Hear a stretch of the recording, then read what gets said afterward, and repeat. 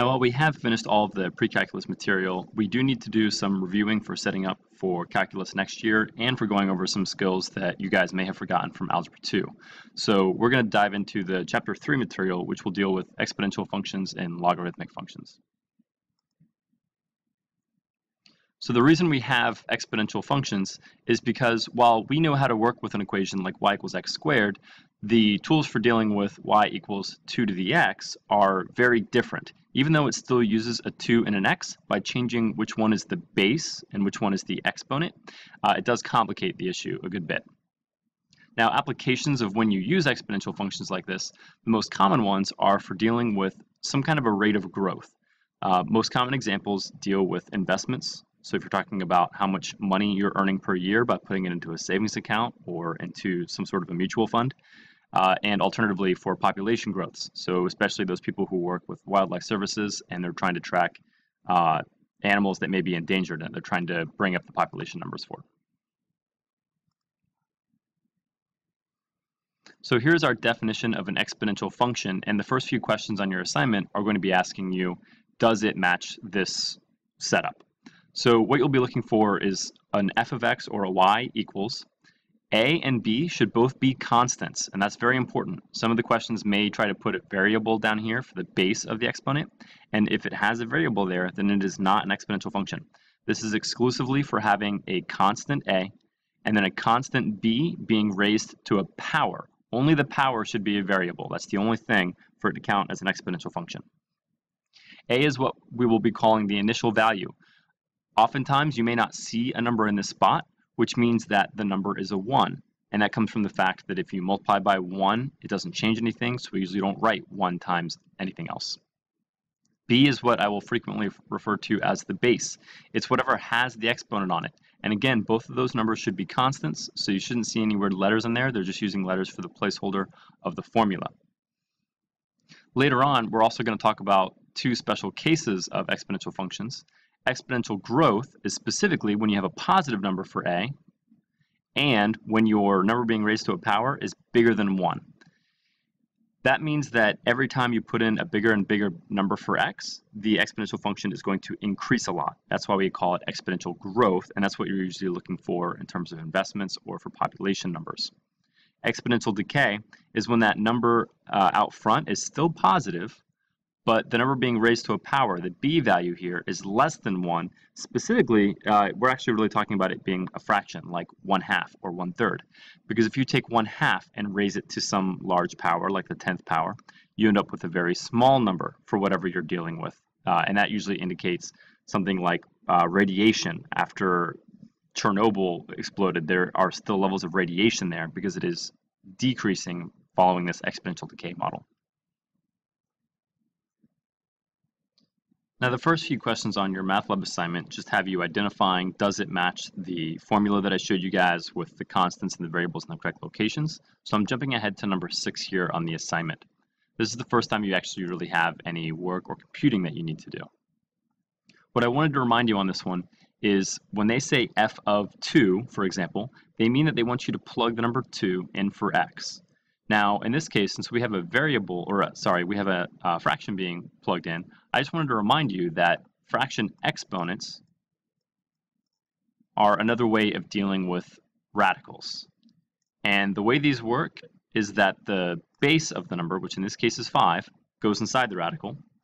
The numerator of the exponent is your exponent, and the denominator is what we call the index. So this would be telling you that you have 5 to the first power, and you're trying to take the third root of that. And they specify that they want you to write your answer using a radical. So I wanted to make sure that you guys remembered how to set this up by converting it. You wouldn't have to write the first power part here, that would be fine, but there isn't any way to actually multiply the -7 and the third root of 5. So it would just stay as -7 third root of 5. Next, we're going to look at how to write the function given either a table or a graph. The two important pieces we need to identify are the a value and the b value, because we know that our function is going to be f of x equals a times b to the x power. Now, the a value just comes from the initial value, that's what we called a, which is usually based on when x is equal to 0.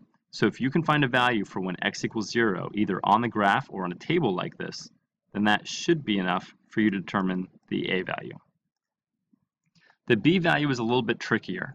We're going to use our formula setup, and we will have f of x equals, we just found that a is 1/2, so I can plug that in. And that's being multiplied by b to the x power.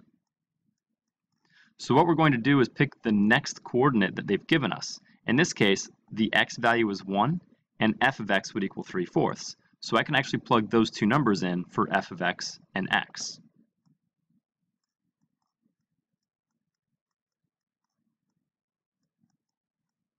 Now, it doesn't matter if the equation jumps. It helps when they just give you the very next x value, but sometimes it will jump to like x equals 2 or x equals 3. It still works the same way. You should be able to solve for the b value by just plugging in what you have. So now that we've plugged in the coordinate 1, 3/4 into those two locations, we can solve this equation for b. I don't even have to worry about the b to the first power part. I can just stop writing that exponent. What I'm going to do is multiply both sides by 2/3 to get rid of the 3/2 on this side of the equation. And when you do that, when you multiply by 2/3, that means the 3's are going to cancel out, and the 2/4 will become 1/2. So now we have that 1/2 is equal to b, which means now that we have our two parts, the a and the b value, we can just plug in our answer as 3/2 times 1/2 raised to the x power. So now we're going to look at how to describe the transformations graphically. So going from the function f of x into the function g of x, the first thing we need to notice is that there are not any reflections going on, because that's what happens when you have either a negative in front of the function or a negative attached to x. Since we're not reflecting in either direction, we need to say it's for neither the x nor the y-axis. We're not reflecting across either of them. The next transformation they're going to ask about is, do you have any stretches or shrinks? Well, the stretch and shrinks come from multiplying the function by a number, like having a 3 being multiplied out front, or having the x value get multiplied by something. Since we don't have any values being multiplied, what we have instead is a shift, because something is being added or subtracted from either the entire function or from the x value. Since we're adding to the x itself and not to the entire equation, then this is going to be a horizontal shift, and it's specifically going 3 units, since that's the number that's being added here. And don't forget that the direction is backwards from what people usually expect. By having a +3, that actually means going to the left 3. If you need a refresher on those transformation rules, they are on the things you need to know notes that I handed out on that first day of class, which is still in the notes folder for your reference. Next, we're going to practice how do we actually graph this function on here. And they want us to graph both the original function f of x and g of x. So you're going to select the exponential function tool here, and usually the graph hits at the point 0, 1, because if you plug in 0, n to the 0 power equals 1. So that's the easiest coordinate to start with. Now our function in this case has a base of 2, so we just need to make sure that we change that number down there, and then make sure you hit enter before you save it. And then we also need to enter a second one for the other function, which will be g of x. So again, I'm going to click on that same point, change the base to a base of 2, but this time we have to apply the transformation to it, which we said is the function going 3 units to the left. So I'm going to come here to the horizontal shift and slide this over the appropriate number of units so that we can now see both f of x and g of x. If you need to do the up and down shifting, that's what the other slider here is for. You can even do reflections across whatever axis that you need to on the function. So once you have everything typed in correctly, go ahead and hit save on that, and then you should be able to check your answer. To determine whether you have an exponential growth or decay function, this is where you'll want to look back at the definitions I gave you guys here. So you have to be very careful about whether the a values are positive, and then whether the b value is bigger than 1 or a fraction that is less than 1. So for example, on this one, we have a b value of 1/2. So since we're taking 1/2 and applying that to a power, this is actually going to get smaller and smaller and smaller with each bigger value of x. That's what makes it decay. So the next thing they ask us is, what is the limit as x approaches infinity? Well, what we just described was that the function is going down and to the right, and it's going to be approaching an asymptote, and the asymptote could get shifted up or down, but in this case, the standard location of the asymptote is for y equals 0. Okay, and on the left-hand side, as you're going to negative infinity, this graph appears to be going up forever, so you would need to indicate that it's increasing. There is no limit on that left-hand side. The last type of examples that you will see on the math lab assignment will deal with populations either growing or decreasing. And I had one that I already made on my own, so it seemed to match theirs just the same. So they will define a function for you that's going to model a population. So in this case, we're looking at how many students there are enrolled at Hogwarts on a given year. And x is going to be the number of years since 1950. So for example, if x is 1, that means we're 1 year after 1950. We're in the year 1951. 2 years for x would be 1952, etc. They want us to figure out how many students attended in the year 1990. So the first thing we have to identify is that this is 40 years after that starting date, so we're going to be plugging in x is 40.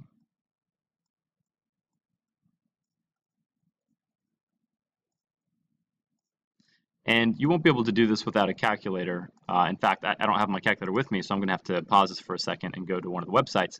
But you just need to plug in and evaluate what is 500 times 1.02 to the 40th power. So the answer I got from this is 1,104. And this number is indicating that we basically have a 2% population growth. So every year there are 2% more students. And over the course of 40 years, that means we went from 500 kids in the school to over 1,100 kids in the school, which is a lot of growth, and sometimes that can be hard to plan for. So here's the next part of the question. We need to figure out how many students are they expecting in the year 2025.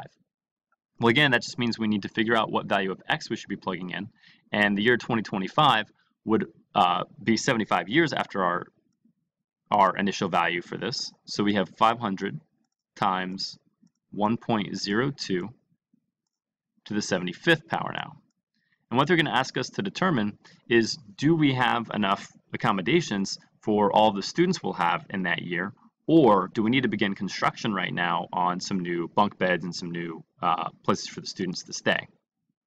So again, I just need to plug this into a calculator, 500 times 1.02 to the 75th power. Now I did round this number to the nearest whole number, but I found that there were expected to be 2,208 students by the year 2025. So if right now they only have enough space for 2,000 students, that would be the indication that they need to plan ahead and they need to start hiring contractors and begin getting materials to start constructing new housing or a new wing for the rest of the students that will be attending by that time. So this is very useful for city planners when you're talking about how wide do the roads need to be, how many doctors, how much housing do you need in a hospital or at a school, for example. So you can use formulas like this to plan ahead and just get a rough idea of what you expect to happen down the road. And that should be it for the notes. If you guys are missing any of the other values from the population functions, usually you can just plug in from the data they give you and solve for the missing values. So I hope that will be helpful for you guys.